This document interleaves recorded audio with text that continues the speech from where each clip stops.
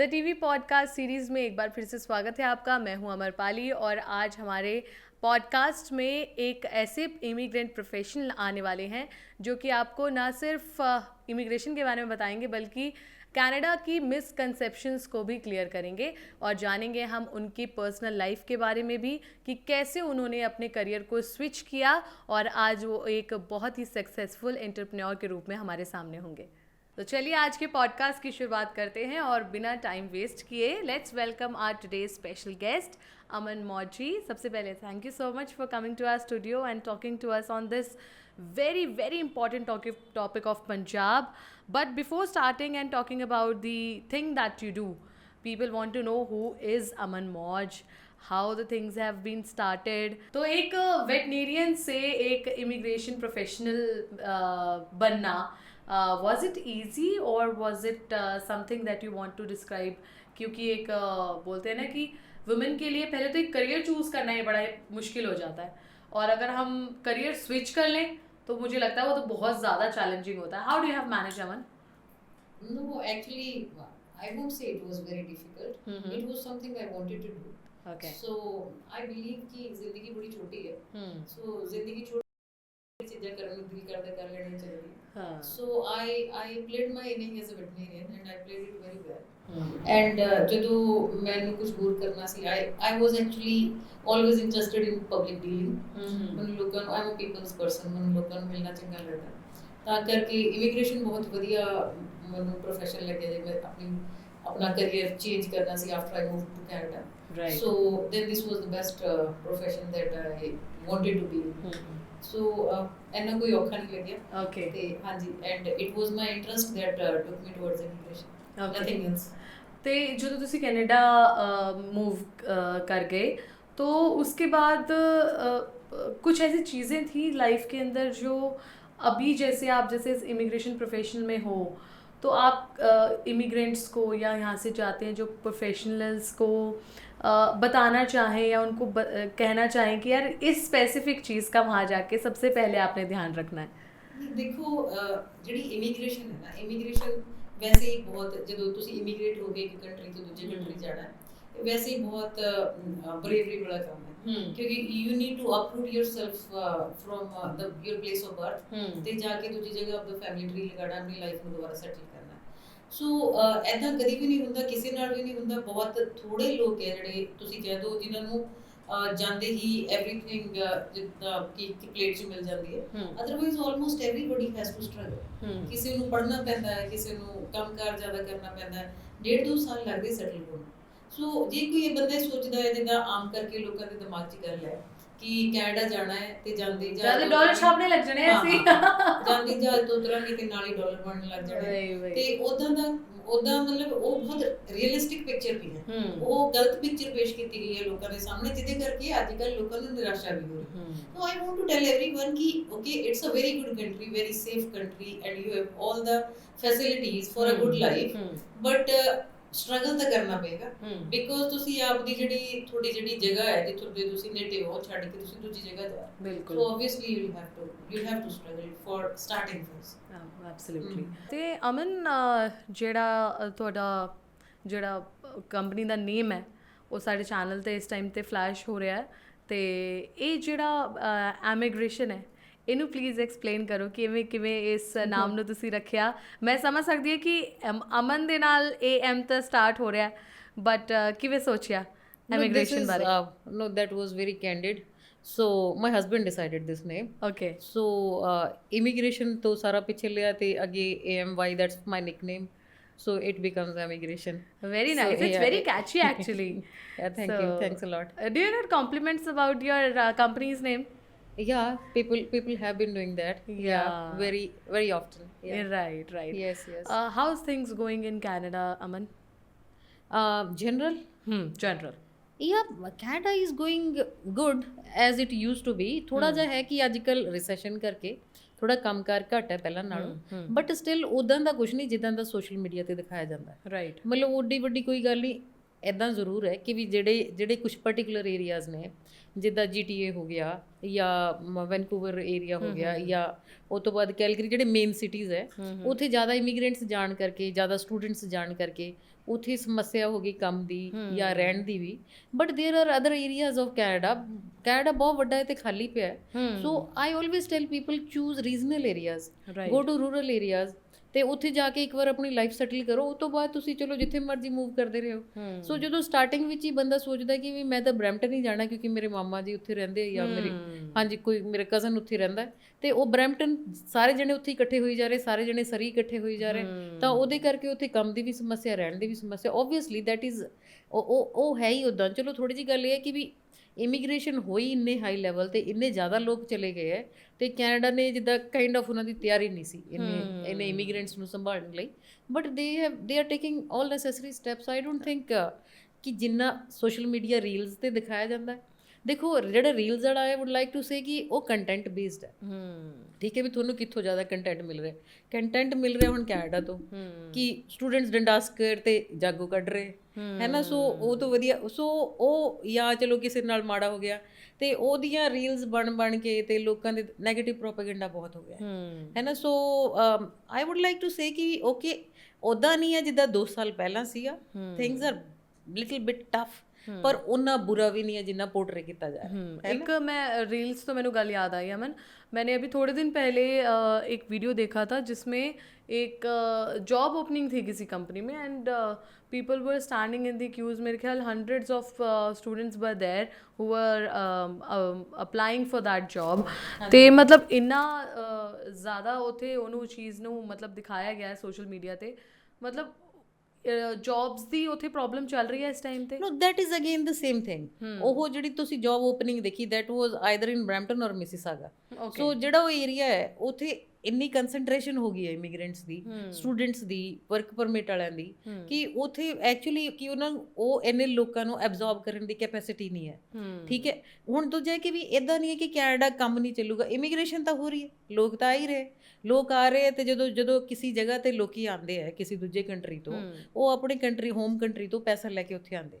ਠੀਕ ਹੈ, ਸੋ ਜਦੋਂ ਹੋਰ ਕੰਟਰੀਜ਼ ਤੋਂ ਪੈਸੇ ਉੱਥੇ ਜਾ ਰਹੇ, ਤੇ ਉਸ ਤੋਂ ਬਾਅਦ ਜਦੋਂ ਨਵੇਂ ਲੋਕ ਆ ਰਹੇ ਤੇ ਉਹਨਾਂ ਨੂੰ ਘਰ ਵੀ ਚਾਹੀਦਾ ਤੇ ਉਹਨਾਂ ਨੇ ਖਾਣਾ ਪੀਣਾ ਵੀ ਹੈ, ਗਰੋਸਰੀ ਵੀ ਕਰਨੀ ਹੈ। ਸੋ ਐਵਰੀਥਿੰਗ ਬ੍ਰਿੰਗਸ ਇਨ ਬਿਜ਼ਨਸ ਹੈ ਨਾ। ਤੇ ਜਦੋਂ ਬਿਜ਼ਨਸ ਬਣੂਗਾ ਤੇ ਕੰਮ ਵੀ ਆਊਗਾ ਹੀ। ਸੋ ਮੈਨੂੰ ਤਾਂ ਨਹੀਂ ਲੱਗਦਾ ਕਿ ਵੀ ਇੱਦਾਂ ਦੀ, ਬਸ ਗੱਲ ਉਹੀ ਹੈ ਕਿ ਵੀ you need to look at other areas, ਕਿ ਵੀ ਅਸੀਂ ਇਹ ਜੋ 2-3 ਸ਼ਹਿਰ ਹੈ ਜਿਹੜੇ ਸਾਡੇ ਫੇਵਰੇਟ ਬਣੇ ਹੋਏ ਹੈ, ਇਹਨਾਂ ਨੂੰ ਛੱਡ ਕੇ ਇੱਧਰ ਉੱਧਰ ਦੇਖੀਏ। Then I had sent a student to College of Rockies, Alberta ਵਿੱਚ ਹੈਗਾ, ਥੋੜਾ ਰੀਜਨਲ ਹੈ। ਸੋ ਜਿੱਦਾਂ ਸਾਰੇ ਸਟੂਡੈਂਟਸ ਕਹਿੰਦੇ ਕਿ ਸਾਨੂੰ ਕੰਮ ਨਹੀਂ ਮਿਲ ਰਿਹਾ, ਜਿਹੜੇ ਬਰੈਂਪਟਨ ਜਾ ਰਹੇ ਹੈ, ਮਿਸੀਸਾਗਾ ਕਾਲਜਿਸ ਵਿੱਚ ਜਾ ਰਹੇ, ਉਹ ਕਹਿੰਦਾ ਕਿ ਮੈਂ 3 ਸ਼ਿਫਟ ਕਰਦਾ, ਮੇਰੇ ਕੋਲ ਬਹੁਤ ਕੰਮ ਹੈ। ਸੋ ਬਿਕੋਜ਼ ਉੱਥੇ ਕੰਮ ਕਰਨ ਵਾਲੇ ਬੰਦੇ ਘੱਟ ਹੈ। ਸੋ ਜਦੋਂ ਸਟਾਰਟਿੰਗ ਵਿੱਚ ਜੇ ਤੁਸੀਂ ਚਲੇ ਜਾਂਦੇ ਹੋ ਇੱਧਰ ਉੱਧਰ, ਤੇ ਕੀ ਪ੍ਰੋਬਲਮ ਹੈ ਉਹਦੇ 'ਚ, ਹੈ ਨਾ। ਮੈਨੂੰ ਲੱਗਦਾ ਕਿ ਬੰਦੇ ਨੂੰ ਥੋੜ੍ਹਾ ਜਿਹਾ ਉੱਦਾਂ ਪ੍ਰੈਕਟੀਕਲੀ ਸੋਚਣਾ ਚਾਹੀਦਾ, ਤੇ ਜੇ ਉਹ ਕਰ ਲੈਂਦੇ ਹੋ ਤਾਂ ਫਿਰ ਮੈਨੂੰ ਨਹੀਂ ਲੱਗਦਾ ਕੋਈ ਪ੍ਰੋਬਲਮ ਹੈਗੀ। एब्सोल्युटली। और मुझे एक अपने पर्सनली एक पर्सपेक्शन जो था, मेरा एक थॉट था वो क्लियर करना है कि जैसे आपने रिश्तेदारी की बात बताई कि मेरे मामा जी वहाँ पे रहते हैं तो मैंने इसी एरिया में जाना है। मुझे बहुत ये भी सुनने में आया है पीछे कई लोगों से कि रिश्तेदारी की इन्फ्लुएंस में लोग चले तो जाते हैं, बट काफ़ी बार रिश्तेदारी से बहुत निराश होना पड़ता है। मुझे ऐसा लगता है कि वहाँ पर क्योंकि लाइफ टफ हो इतनी हो जाती है कि आप working hours also, you need to manage your home as well. तो मतलब मुझे ऐसा लगता है कि एक्सपेक्टेशंस, मुझे लगता है शायद हमारे यहाँ से हाई होती हैं कि हमें इस तरह से वहाँ पे संभाल लेंगे, हमें रख लेंगे, पर जब वहाँ पे जाके डिसअपॉइंटमेंट हाथ में लगती है तब वहाँ से फिर ऐसे कॉल्स आते हैं कि यार यहाँ पे तो कुछ नहीं है, ये नहीं है। आपने ऐसा कभी एक्सपीरियंस किया, या अपने जो इमिग्रेंट्स को आप यहाँ से भेजते हो या वहाँ पे बुलाते हो जिनको भी आप, तो बताते हैं आपको कोई ऐसे एक्सपीरियंस, पर्सनली कोई ऐसा एक्सपीरियंस याद है आपके साथ, आप किसी बंदे के साथ हुआ हो? ਦੇਖੋ ਜੇ ਮੇਰਾ ਪਰਸਨਲੀ ਦੇਖਦੇ ਹੋ ਤਾਂ ਮੈਂ I had a very good life, I had a family who was settled, ਤੇ ਉਹਨਾਂ ਮੈਨੂੰ ਤੇ ਜਾ ਕੇ ਕੋਈ ਪ੍ਰੋਬਲਮ ਨਹੀਂ ਹੋਈ। But I M N exceptional case. ਜਦੋਂ ਲੋਕੀ ਮੈਨੂੰ ਪੁੱਛਦੇ ਕਿ ਤੁਸੀਂ ਆਪਣਾ ਦੱਸੋ, ਤੁਸੀਂ ਕੀ ਸੋਚਦੇ ਹੋ, ਤੇ ਮੈਂ ਉਹਨਾਂ ਨੂੰ ਕਹਿੰਦੀ ਹਾਂ ਕਿ ਵੀ ਤੁਸੀਂ ਮੈਨੂੰ ਨਾ ਐਗਜ਼ਾਮਪਲ ਲੈ ਕੇ ਚੱਲੋ, ਮਾਈ ਕੇਸ ਇਜ਼ ਡਿਫਰੈਂਟ। ਤੁਸੀਂ ਜਨਰਲ ਹੋਰ ਲੋਕਾਂ ਨੂੰ ਐਗਜ਼ਾਮਪਲ ਲੈ ਕੇ ਚੱਲੋ ਜਿਹੜੇ ਆਮ ਤੁਸੀਂ ਜਾਣਦੇ ਹੋ, ਤੁਹਾਡੇ ਏਰੀਆ 'ਚੋਂ ਕੋਈ ਗਿਆ, ਤੁਹਾਡੇ ਮੁਹੱਲੇ 'ਚ ਕੋਈ ਨਵਾਂ ਸਟੂਡੈਂਟ ਗਿਆ, ਐਂਡ ਵਾਟ ਐਵਰ। ਸੋ ਹੁਣ ਇਦਾਂ ਹੈ ਕਿ ਵੀ ਜਿਹੜੀ ਐਕਸਪੈਕਟੇਸ਼ਨ ਰੱਖੀ ਤੇ ਐਕਸਪੈਕਟੇਸ਼ਨ ਪੂਰੀ ਨਾ ਹੋਈ, ਉਹਦਾ ਕੁਝ ਇਮੀਗ੍ਰੇਸ਼ਨ ਨਾਲ ਲੈਣਾ ਦੇਣਾ ਨਹੀਂ, ਠੀਕ ਹੈ। ਉਹ ਤੇ ਇੱਕ ਜਨਰਲ ਸੋਸ਼ਲ ਚੀਜ਼ ਹੈ ਜਿਹੜੀ ਹੁੰਦੀ ਹੈ, ਕਿਉਂਕਿ ਆਪਾਂ ਚਲੋ ਕੋਈ ਤੁਹਾਡਾ ਰਿਸ਼ਤੇਦਾਰ ਹੈ ਜਿਹੜਾ ਕੈਨੇਡਾ ਰਹਿ ਰਿਹਾ ਜਾਂ ਤੁਹਾਡਾ ਯਾਰ ਦੋਸਤ ਹੈ, ਪ੍ਰੋਬਲਮ ਇਹ ਹੈ ਕਿ ਵੀ ਉਹ ਜਦੋਂ ਲੋਕੀ ਪਹਿਲਾਂ ਤੋਂ ਜਾਂਦੇ ਰਹੇ Canada, Australia, wherever, America, ਤੇ ਉਹ ਜਾਂਦੇ ਰਹੇ ਤੇ ਉਦੋਂ ਇਮੀਗ੍ਰੇਸ਼ਨ ਹੁੰਦੀ ਸੀ ਘੱਟ, ਤੇ ਬਹੁਤ ਘੱਟ ਲੋਕ ਗਏ ਹੁੰਦੇ ਸੀ ਬਾਹਰ, ਤੇ ਉਹ ਇੱਕ NRI ਨੂੰ ਇੱਕ ਬਹੁਤ ਇਦਾਂ ਪੇਸ਼ ਕੀਤਾ ਜਾਂਦਾ ਸੀ ਕਿ ਵੀ NRI ਹੈ, ਪਤਾ ਨਹੀਂ ਕਿੱਡੀ ਵੱਡੀ ਚੀਜ਼ ਹੈ ਨਾ। ਤੇ ਉਦਾਂ ਹੀ ਉਹ ਲੋਕ ਵੀ ਆਪਣਾ ਲਾਈਫ ਸਟਾਈਲ ਦੱਸਦੇ ਸੀ ਆਪਦੇ ਰਿਸ਼ਤੇਦਾਰਾਂ ਨੂੰ ਕਿ ਵੀ ਮੈਂ ਇੰਨਾ ਸੌਖਾ ਆ। ਤੇ ਜਦੋਂ ਉਹ ਵੀਡੀਓ ਪਾਉਂਦੇ ਆ ਤੇ ਆਪਣੀ ਗੱਡੀ ਦੀ ਪਾਉਂਦੇ ਆ, ਆਪਣੇ ਜਿਹੜੇ ਉੱਥੇ ਸ਼ਿਫਟਾਂ ਦੀ ਨਹੀਂ ਪਾਉਂਦੇ, ਹੈ ਨਾ। ਸੋ ਜਦੋਂ ਇੱਥੋਂ ਕੋਈ ਬੰਦਾ ਨਵਾਂ ਜਾਂਦਾ ਉਹ ਇਹੀ ਸੋਚਦਾ ਕਿ ਵੀ ਮੇਰਾ ਰਿਸ਼ਤੇਦਾਰ ਤਾਂ ਇਦਾਂ ਐਸ਼ ਕਰ ਰਿਹਾ, ਮੈਂ ਵੀ ਉਦਾਂ ਕਰਾਂਗਾ, ਠੀਕ ਹੈ ਨਾ। ਹੁਣ ਇਹ ਪਹਿਲੀ ਗੱਲ ਤਾਂ ਜਿਹੜਾ ਰਿਸ਼ਤੇਦਾਰ ਹੈ ਉਹਨੇ ਹੀ ਆਪਦਾ ਸਟਰਗਲ ਤਾਂ ਦਿਖਾਇਆ ਨਹੀਂ ਹੁੰਦਾ ਉਹਨਾਂ ਨੂੰ, ਕਦੀ ਉਹਦੇ ਬਾਰੇ ਦੱਸਿਆ ਨਹੀਂ ਹੁੰਦਾ। ਹਾਂ, ਇੱਕ ਫੇਕ ਇਮੇਜ ਦਿਖਾਈ ਹੈ ਤੇ ਇੱਕ ਰੋਜ਼ ਦੀ ਪਿਕਚਰ ਦਿਖਾਈ ਹੈ, ਤੇ ਉਹ ਇੱਕ ਤਾਂ ਉਹੀ ਗੱਲ ਉੱਥੇ ਨਹੀਂ ਪੂਰੀ ਹੋ ਪਾਉਂਦੀ, ਠੀਕ ਹੈ। ਦੂਜਾ ਕਿ ਓਬਵੀਅਸਲੀ ਕਿ ਉੱਥੇ ਲੋਕਾਂ ਦੀ ਲਾਈਫ ਥੋੜੀ ਬਿਜ਼ੀ ਹੈ ਹੀ ਹੈ ਜ਼ਿਆਦਾਤਰ ਲੋਕਾਂ ਦੀ, ਕਿਉਂਕਿ ਉਹ ਕੰਮ ਵੀ ਕਰ ਰਹੇ, ਬਾਹਰ ਦਾ ਕੰਮ ਵੀ ਕਰ ਰਹੇ, ਘਰ ਦਾ ਕੰਮ ਵੀ ਕਰ ਰਹੇ। ਜਿੱਦਾਂ ਇੰਡੀਆ ਵਿੱਚ ਲੋਕਾਂ ਕੋਲ ਫ੍ਰੀ ਟਾਈਮ ਹੈ, ਆਪਸੀ ਉੱਠ ਕੇ ਕਿਸੇ ਨਾਲ ਵੀ ਚਲੇ ਜਾਂਦੇ ਕਿ ਚੱਲ ਤੇਰਾ ਚੰਡੀਗੜ੍ਹ ਤੋਂ ਕੰਮ ਕਰਾ ਲਿਆਣਾ, ਹੈ ਨਾ। ਉਹਦਾ ਹਾਂ ਕਿ ਚਲੋ, ਹਾਂਜੀ ਚਲੋ, ਬਿਮਾਰ ਦਾ ਪਤਾ ਕਰਨਾ, ਦੈਟ ਸਮਥਿੰਗ ਐਲਸ। ਬਟ ਮੈਂ ਦੇਖਿਆ ਕਿ ਇੱਥੇ ਕਿਸੇ ਦਾ ਕੋਈ ਆਪਣਾ ਕੰਮ ਕਰਾਉਣ ਜਾ ਰਿਹਾ ਤੇ ਨਾਲ ਦੋ ਜਣੇ ਹੋਰ ਚਲੇ ਜਾਂਦੇ ਕਿ ਉਹ ਵੀ ਵੇਲੇ। ਹਾਂ, ਸੋ ਉੱਥੇ ਇਦਾਂ ਦਾ ਲੱਭਣਾ ਥੋੜਾ ਜਿਹਾ ਮੁਸ਼ਕਿਲ ਹੈ। ਸੋ ਦੈਟਸ ਵਾਈ ਲੋਕੀ ਫਿਰ ਕਹਿੰਦੇ ਕਿ ਰਿਸ਼ਤੇਦਾਰ ਨੇ ਨਹੀਂ ਸਾਂਭਿਆ। ਦੇਖੋ, that is something very personal. ਤੇ ਬਟ ਜਿਹੜੀ ਗੱਲ ਹੈ, ਮੈਨੂੰ ਲੱਗਦਾ ਕਿ ਜਦੋਂ ਤੁਸੀਂ ਜਾ ਰਹੇ ਹੋ ਤੇ ਬੰਦੇ ਨੂੰ ਆਪਣਾ ਇੱਕ ਤਾਂ ਆਪਣੇ ਆਪ ਨੂੰ ਮੈਂਟਲੀ ਸਟਰੋਂਗ ਕਰਕੇ ਜਾਣਾ, ਤੇ ਇਹ ਸੋਚ ਕੇ ਜਾਣਾ ਕਿ ਮੈਨੂੰ ਸਟਰਗਲ ਕਰਨਾ ਪਊ। Expectations should not be high. Expectation should not be high from, like, not even from your relatives and not from Canada as well. Canada ਕਿਹੜੇ ਤੁਸੀਂ ਜਾਓਗੇ ਤੇ ਨਾਲ ਹੀ ਤੁਹਾਨੂੰ ਡਾਲਰਸ ਛਾਪ ਕੇ ਦੇਣ ਲੱਗ ਜਾਊਗਾ, ਹੈ ਨਾ। ਤੁਹਾਨੂੰ ਜਿਹੜਾ ਇਨੀਸ਼ੀਅਲ ਫੇਜ਼ ਦਾ ਸਟਰਗਲ ਹੈ ਉਹ ਤਾਂ ਕਰਨਾ ਹੀ ਪੈਣਾ। अमन, आपको लॉकडाउन के बाद और लॉकडाउन से पहले कनाडा में क्या क्या चेंजेस फील हुए? ਨਹੀਂ ਦੇਖੋ, ਉਹ ਸਾਰੀ ਦੁਨੀਆ ਵਰਗਾ ਹੀ ਹੈ, ਠੀਕ ਹੈ, ਕਿ ਜਿੱਦਾਂ ਸਾਰੀ ਦੁਨੀਆ 'ਚ ਜੋ ਲੋਕਡਾਊਨ ਤੋਂ ਬਾਅਦ ਦੇ ਚੇਂਜਸ ਹੈ ਉਹੀ ਉਦਾਂ ਹੀ ਕੈਨੇਡਾ 'ਚ ਫੀਲ ਹੋਏ, ਹੈ ਨਾ। ਬਟ ਜਦੋਂ ਇੱਕਦਮ after lockdown Canada was doing very well, ਤੇ ਹੁਣ ਫਰੋਮ ਲਾਸਟ 1 year ਔਰ 2 years ਹੀ ਲਾ ਲਓ ਆਲਮੋਸਟ, ਸੋ ਥੋੜਾ ਜਿਹਾ ਸਲੋ ਚੱਲ ਰਿਹਾ ਹੈ। And we expect the things to get better by next year, and yeah things should certainly get better. Lockdown के बाद इंडिया को स्टार्टअप कंट्री का नाम मिला है, क्योंकि लॉकडाउन के दौरान और लॉकडाउन के बाद काफ़ी लोगों ने, मेरे ख्याल से शायद जॉब जाने की वजह से या अच्छी इनकम ना मिलने की वजह से, क्योंकि सबके पास ही रिसोर्सेज की कमी हो गई थी, तो स्टार्टअप कंट्री का टाइटल मिला इंडिया को। कनाडा में स्टार्टअप्स का कितना वेलकम किया जाता है और स्टार्टअप्स करने के लिए वहाँ पे कितना स्ट्रगल है या कितना ईजी है? ਦੇਖੋ, ਸਟਰਗਲ ਤਾਂ ਉਹੀ ਹੈ ਕਿ ਵੀ ਤੁਸੀਂ ਨਵੀਂ ਜਗ੍ਹਾ ਤੇ ਕਰਨਾ, then you need initial capital, ਹੈ ਨਾ। ਉਹ ਵਾਲਾ ਸਟਰਗਲ ਹੈ। ਅਦਰਵਾਈਜ਼ ਜਿੱਦਾਂ ਮੈਂ ਤੁਹਾਨੂੰ ਪਹਿਲਾਂ ਵੀ ਇਹ ਗੱਲ ਦਾ ਜ਼ਿਕਰ ਕੀਤਾ ਹੈ ਕਿ ਜਿਹੜਾ ਇੱਕ ਕੰਟਰੀ ਹੈ ਜਿੱਥੇ ਨਵੇਂ ਲੋਕ ਆ ਰਹੇ ਰੋਜ਼, ਹੈ ਨਾ, ਹਰੇਕ ਕਿਧਰੇ ਤੋਂ ਆ ਰਹੇ, ਤੇ ਉੱਥੇ ਬਿਜ਼ਨਸ ਦੀ ਓਪਰਚੁਨਿਟੀ ਵੀ ਹੈ ਨਾ, ਉੱਥੇ ਪੈਸਾ ਵੀ ਆ ਰਿਹਾ ਹੈ। ਸੋ ਸਟਾਰਟਅਪਸ ਕੈਨੇਡਾ ਵਿੱਚ ਜਿੱਦਾਂ ਮੈਨੂੰ ਲੱਗਦਾ ਕਿ ਨਵੇਂ ਬਿਜ਼ਨਸ ਖੁੱਲ੍ਹਦੇ ਹੈ, ਐਂਡ ਮੈਂ ਬਿਜ਼ਨਸ ਦੇਖਿਆ ਕਿ ਅੰਟਿਲ ਐਂਡ ਅਨਲੈਸ ਕੋਈ ਬੰਦਾ ਆਪਦੇ ਕੰਮ ਨਾਲ ਇਮਾਨਦਾਰ ਨਹੀਂ ਹੈ, ਆਪਣੇ ਕੰਮ ਤੇ ਜਾਂਦਾ ਹੀ ਨਹੀਂ ਹੈ, ਤਾਂ ਚਲੋ ਕੰਮ ਨਹੀਂ ਚੱਲਦੇ, ਓਬਵੀਅਸਲੀ ਕਿਧਰੇ ਵੀ ਨਹੀਂ ਚੱਲ ਸਕਦੇ। ਬਟ ਅਦਰਵਾਈਜ਼ ਮੈਂ ਦੇਖਿਆ ਕਿ most of the businesses are successful, ਹੈ ਨਾ। ਤਾਂ ਮੈਨੂੰ ਤਾਂ ਲੱਗਦਾ ਕਿ ਵੀ ਐਜ਼ ਅ ਸਟਾਰਟਅਪ ਜੇ ਤੁਸੀਂ ਸੋਚੋ ਤਾਂ ਵੀ it's a very good country. ਜੇ ਤੁਸੀਂ ਜਾ ਕੇ ਕੋਈ ਕੰਮ ਸ਼ੁਰੂ ਕਰਨਾ ਹੈ ਤੇ ਤੁਸੀਂ ਕਰ ਸਕਦੇ ਹੋ, ਕਿ ਇਟਸ ਗਰੋਇੰਗ ਪੋਪੂਲੇਸ਼ਨ, ਤਾਂ ਕਰਕੇ ਜਿੱਥੇ ਸਾਰਾ ਕੁਝ ग्रो कर रहा है तो उत्थे क्यों नहीं नवा काम चलेगा। आप जब कनाडा मूव किए उसके कितने टाइम के बाद आपने ये इमिग्रेशन का काम शुरू किया, और आपको किस लेवल पे फैमिली से हेल्प मिली, और आपका एक्सपीरियंस आपने कहाँ से गेन किया, कैसे स्टार्ट किया, इसके बारे में प्लीज़ बताइए। ਦੇਖੋ, ਜਿਹੜਾ ਹੈਗਾ ਕਿ ਐਕਸਪੀਰੀਅੰਸ ਦੀ ਜੇ ਤੁਸੀਂ ਗੱਲ ਕਰਦੇ ਹੋ, ਉਹ ਤੋਂ ਪਹਿਲਾਂ ਜਿੱਦਾਂ ਆਪਦੀ ਫੈਮਿਲੀ ਦੇ ਕੇਸਿਸ, ਫਰੈਂਡਸ ਦੇ cases, everything, because I used to be interested in immigration, so that was the experience part. ਉਹ ਤੋਂ ਬਾਅਦ ਜਾ ਕੇ ਕੈਨੇਡਾ ਮੈਂ ਆਪਦੀ ਪੜ੍ਹਾਈ ਕੀਤੀ, ਪੜ੍ਹਾਈ ਕਰਕੇ ਲਾਇਸੈਂਸ ਲਿਆ। ਲਾਇਸੈਂਸ ਲੈ ਕੇ ਆਲਮੋਸਟ ਜਦੋਂ ਮੇਰੇ ਕੈਨੇਡਾ ਪਹੁੰਚਣ ਤੋਂ 2 ਸਾਲ ਬਾਅਦ ਤੇ ਮੈਂ ਇਮੀਗ੍ਰੇਸ਼ਨ full time practice ਕਰਨੀ ਸ਼ੁਰੂ ਕਰ ਦਿੱਤੀ ਸੀ। and from day one I got a very good response, and I have been doing tough immigration things from day one.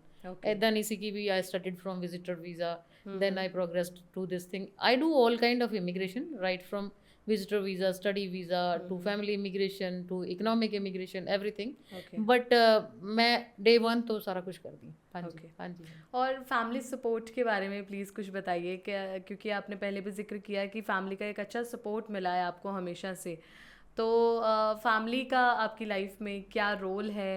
How do you take the favours as a blessing, और whatever you want to say about the family, कैसे आप उस चीज़ को लेते हो? I am blessed to have a very supportive family. So my father, my husband, my brother. So मेरी family बहुत ज़्यादा supportive है. Like my family is my strength. So that's why जिद्दां मैं उद्दां blessed हाँ. ਮੈਨੂੰ तो कोई problem नहीं. That's why I tell people कि ਤੁਸੀਂ ਮੈਨੂੰ ज़्यादा example लेके ना चलो. हाँ जी. कि I am one of the exceptionally blessed people.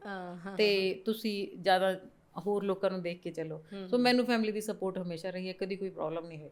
ਹਾਂਜੀ ਹਾਂਜੀ. अपब्रिंगिंग का भी एक बहुत मुझे ऐसा लगता है कि बहुत फ़र्क होता है कि आप जिस फैमिली में आपने जन्म लिया है और जिस फैमिली में आप गए हो, कई बार मैनेज करना बड़ा मुश्किल हो जाता है. पर जैसा कि आपने बताया कि एक बहुत ही सपोर्टिव हस्बैंड आपकी लाइफ में है, तो आप फिर दोनों मैनेज कैसे करते हो अपनी लाइफ को? Because I know that you stay in Canada and he stage here in India. But I come back every 2 months. Okay. Yeah. So Canada for me is like I travel almost 4 times a year, to and fro. Okay. From India to Canada, Canada to India. So he manages his own life. He's taking care of his responsibilities as a veterinarian. He's a very big, very busy practitioner. And so my business allows me to travel. Okay. So this is the kind of business. If I'm in Canada, then I'm not off work. And if I come back to India, still I'm on work. Right. I'm on duty. So मेरा business allow करता है मैंने travel करना. So that's how we are managing this thing. Ludhiana की सबसे ज़्यादा कौन सी चीज़ याद आती है कनाडा में? Friends. Though I have very good peer circle in Canada as well. But Ludhiana mein, so I have my family back home. My husband stays back. Then I have friends who don't go to Canada with me. So that's what I miss over there. Otherwise, it's fine. Any specific food that you miss from Ludhiana? I'm not I'm not into food that much. Okay. But ऐदा हैगा ही है कि भी ਜਿਹੜਾ India ਦਾ food ਹੈ ਉਹ ਤੁਹਾਨੂੰ ਕਿਧਰੇ ਹੋਰ ਨਹੀਂ ਮਿਲ ਸਕਦਾ. Absolutely. ਹਾਂ ਉਹ ਨਹੀਂ ਮਿਲ ਸਕਦਾ ਜਿਹੜਾ anywhere else, anywhere in the world. I have traveled so much. ਤੁਸੀਂ कुछ भी खाओ but still Indian food has its own flavor. एक होता है कि एक होती है मदर टंग, एक होता है मदर टेस्ट. मुझे ऐसा लगता है कि वो हमारी लाइफ में बहुत इंपॉर्टेंट रोल प्ले करता है कि एक जो मदर टेस्ट है वो हमारे इंडिया का टेस्ट है. वो सभी जो भी बाहर जाते हैं वो ये कहते हैं कि इंडिया का टेस्ट कहीं नहीं मिलता. हाँ जी. और इंडिया के टेस्ट से याद आया कि कनाडा में इंडियन शॉप्स का क्या एक लेवल है कि इंडियन ग्रॉसरीज आराम से वहाँ पे मिल जाती हैं क्या, और कितना मतलब फ़र्क रहता है रेट्स का? ਨਹੀਂ ਜਿਹੜੀਆਂ ਚੀਜ਼ਾਂ ਤੁਸੀਂ ਇੱਥੇ ਯੂਜ਼ ਕਰਨੀਆਂ ਛੱਡ ਗਏ ਹੋ ਉਹ ਵੀ ਮਿਲਦੀਆਂ ਕੈਨੇਡਾ. ਓਕੇ. ਯਾ ਸੋ ਗਰੋਸਰੀ ਦੀ ਕੋਈ ਪ੍ਰੋਬਲਮ ਨਹੀਂ ਹੈ. Right. But in the main cities ਹੈ ਨਾ, ਜੇ ਤੁਸੀਂ ਚਲੋ ਰੀਜਨਲ ਏਰੀਆਜ਼ ਵਿੱਚ ਚਲੇ ਜਾਓਗੇ ਉੱਥੇ ਪ੍ਰੋਬਲਮ ਹੋਊਗੀ. But if you are in Brampton, if you are anywhere in GTA ਲਾ ਲਓ, ਤੇ ਤੁਸੀਂ ਕੈਲਗਰੀ ਹੋ ਜਾਂ ਤੁਸੀਂ ਸਰੀ ਹੋ, ਵੈਨਕੂਵਰ ਹੋ, ਤੁਹਾਨੂੰ ਸਾਰਾ ਕੁਝ ਮਿਲਦਾ ਹੈ. ਜੋ ਕੁਝ ਲੋਕੀ ਇੱਥੇ ਛੱਡ ਕੇ ਅੱਗੇ ਚਲੇ ਗਏ ਨੇ ਉਹ ਵੀ ਮਿਲਦਾ, ਬਿਕੋਜ਼ ਉੱਥੇ ਜਿਹੜੇ ਲੋਕ ਗਏ ਹੋਏ ਉਹ ਚੀਜ਼ਾਂ ਯੂਜ਼ ਕਰਦੇ ਗਏ ਸੀ. So so people are making those things available for those people in Canada right now as well. तो अमन जी, फैमिली के बारे में बात हो गई, हस्बैंड, फादर, ब्रदर, सबके बारे में. बच्चों के बारे में बात नहीं हुई अभी तक. तो क्या करते हैं और क्या आपकी चॉइस है बच्चों को लेके आगे उनके करियर में? एंड आपको क्या लगता है कि इंडिया उनके लिए एक बेटर ऑप्शन होगा या कनाडा, या अभी आप जहाँ और पढ़ाई कर रही हैं वो countries? So no, I have 2 grown-up daughters. They're in school, ready to go to colleges in some time. Okay. So I like Canada as a country for my kids. My kids are citizens. Okay. So ਮੈਨੂੰ ਉਹਨਾਂ ਲਈ ਉਹੀ country better ਲੱਗਿਆ ਸੀ, ਤਾਂ ਹੀ ਮੈਂ move ਹੋਈ ਸੀ. ਤੇ ਮੇਰੀ ਅੱਜ ਵੀ ਚੋਇਸ ਕੈਨੇਡਾ ਹੀ ਹੈ ਫॉर ਮਾਈ ਡਾਟਰਸ. ਤੇ ਉਹਦੇ ਕਾਰਨ ਹੈ ਕਿ ਇੱਕ ਤਾਂ ਉਹਨਾਂ ਨੂੰ ਜਿਹੜਾ ਮਾਹੌਲ ਸਕੂਲ 'ਚ ਉੱਥੇ ਮਿਲਿਆ, ਆਈ ਡੋਂਟ ਵਾਂਟ ਟੂ ਕਿ ਵੀ ਮੈਂ ਇੱਦਾਂ ਕਿਸੇ ਨੂੰ ਵੀ ਡੀਮੀਨ ਨਹੀਂ ਕਰਨਾ ਚਾਹੁੰਦੀ, ਬਟ ਜਿਹੜਾ ਸਕੂਲ 'ਚ ਉੱਥੇ ਮਾਹੌਲ ਮਿਲਿਆ ਉਹ ਇੰਡੀਆ 'ਚ ਪੋਸੀਬਲ ਨਹੀਂ ਸੀ। ਤੇ ਜਿਹੜਾ ਉੱਥੇ ਉਹਨਾਂ ਦੀ ਪਰਸਨੈਲਿਟੀ ਜਿੱਦਾਂ ਡਿਵੈਲਪ ਹੋਈ ਹੈ ਉਹ ਸਮਹਾਉ ਇੰਡੀਆ ਵਿੱਚ ਪੋਸੀਬਲ ਨਹੀਂ ਸੀ, ਚਾਹੇ ਉਹ ਇੱਥੇ ਵੀ ਟੌਪ ਸਕੂਲਸ ਵਿੱਚ ਜਾ ਰਹੇ ਸੀ। ਠੀਕ ਹੈ, ਤੇ ਉਹ ਤੋਂ ਬਾਅਦ ਜਿੱਦਾਂ ਦੀ ਮੈਨੂੰ ਉਹ ਉੱਥੇ ਸੇਫਟੀ ਮਹਿਸੂਸ ਹੁੰਦੀ ਹੈ ਉਹਨਾਂ ਲਈ, ਉਹ ਵੀ ਮੈਨੂੰ ਇੱਥੇ ਨਹੀਂ ਮਹਿਸੂਸ ਹੁੰਦੀ। ਸੋ ਮੈਨੂੰ ਆਪਣੇ ਬੱਚਿਆਂ ਲਈ ਕੈਨੇਡਾ ਹੀ ਚੰਗਾ ਲੱਗਦਾ।